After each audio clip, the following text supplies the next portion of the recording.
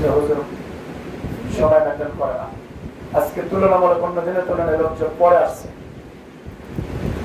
যদি বলেন যে কথা বলি তাহলে শেষ করে দেখেন। জীবিত মানুষগুলি দুই হালাত। পবিত্র রমজান আসলে যারা রমজানের ধারে ধারে তারা পেরেশানি পোহায়, ঠিক কিনা, অস্থিরতা লাভ করে। পক্ষান্তরে দিনদার পরহেজগার মানুষ বেশি বেশি দোয়া করতে থাকে, আল্লাহুম্মা বারিক লানা ফি রজব ওয়া শাবান ওয়া বাল্লিগনা রমাদান। আয় আল্লাহ, রমজান পর্যন্ত আমাদের হায়াত পৌঁছায় দাও, রজব আর শাবান মাসের সমস্ত ফজিলত বারাকাত আমাদের নসিবে দান করো। প্রতিনিয়ত দোয়া করতে থাকে, ঠিক কিনা। কিন্তু মাটির নিচে যারা চলে গেছে তাদের হালাতটা কি? বিশেষভাবে যাদের কবরের মধ্যে শাস্তি হয়।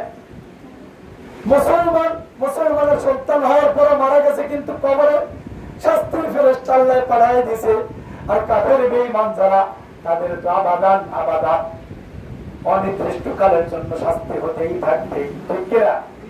এই কবরবাসী গুনাহগার মুসলমানের সন্তানেরা, শাস্তিযোগ্য কবরবাসী মুসলমানেরা এবং বেঈমানের দলেরা সবাই এক রমজান চলে গেলে আর এক রমজান পর্যন্ত হাউমাউ করে কবরের মধ্যে কাঁদতে থাকে আর আল্লাহর কাছে দোয়া করতে থাকে, আল্লাহ আবার কবে রমজান চলে আসবে। কেন তারা এরকম দোয়া করতে থাকে? কারণ হলো পবিত্র মাহে রমজানের চাঁদ যখন উঠে যাবে, মহান আল্লাহ তাআলা পবিত্র মাহে রমজানের বরকতে, পবিত্র মাহে রমজানের উসিলায় জাহান্নামের প্রতিটি দরজা বন্ধ করে দিবে। আর জোরে বলি সুবহানাল্লাহ। সকলের জন্য, কাফের বেঈমানদের জন্য, সমস্ত কবরবাসীর জন্য যার যে শাস্তি হতেছিল সমস্ত শাস্তি এক মাসের জন্য মওকুফ, স্থগিত।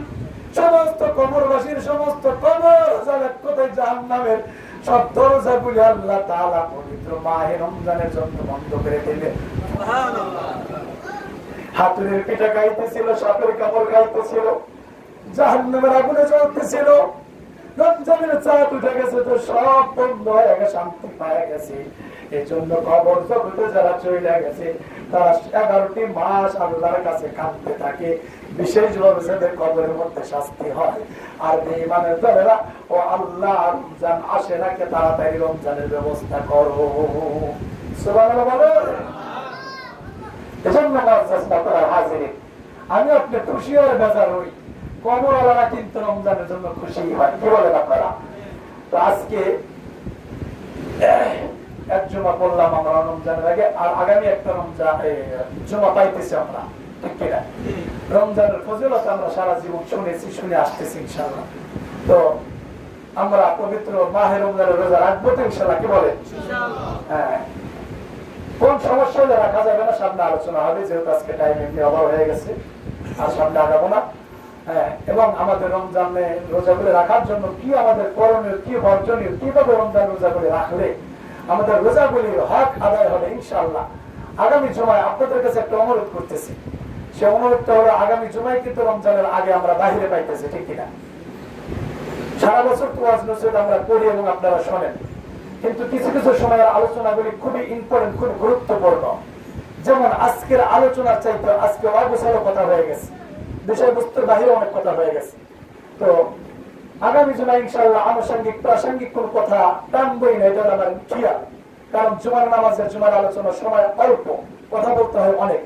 এজন্য আমাদের রমজানের রোজাগুলি, আমাদের তারাবি এবং 5 ওয়াক্ত নামাজ সহ পবিত্র মাহে রমজান আমরা কিভাবে কাটাবো, এই কাটানোর নিয়ম কানুন, কিছু শর্ত সাপেক্ষে আমাদের আগে ইবাদতগুলি করতে হবে। এগুলো ইনশাআল্লাহ আগামী জুমায় আমি বলার চেষ্টা করবো, যদি আল্লাহ হায়াতে বাঁচায় রাখে। তো আমি আপনাদের জন্য বলবো, আমার জন্য বলবো। তো শুধু আমি মাইকে বললাম আর মাইকের আওয়াজগুলি হাওয়ায় মিশে গেল, তাহলে কি ফায়দা হবে? এজন্য বলবো, আপনাদেরকে অনুরোধই করবো বিশেষভাবে, আগামী জুমা আমাদের এখানে 12টা 15তে আজান হয়। আমরা একটু চেষ্টা করবো ইনশাআল্লাহ আগামী জুমায় আজানের সাথে সাথে পারলে 5 মিনিট আগে আসলে ওয়াজটাই লাভই হবে। আমরা ইনশাআল্লাহ অবহেলা না করে, যেহেতু বিশেষভাবে রমজান নিয়ে কথা বলা হবে, আমরা ইনশাআল্লাহ একান্ত কোনো সমস্যা না করলে আমরা সকলেই আজানের সাথে সাথে কিংবা আজানের 5 মিনিট আগে আগামী জুমায় মসজিদে চলে আসবো। আল্লাহ তাআলা আমাদের সবাইকে তৌফিক দান করুক। ওয়া মা তাওফীকি ইল্লা বিল্লাহ, যা সুন্নাত পড়ে চলা কবুল করে নিন।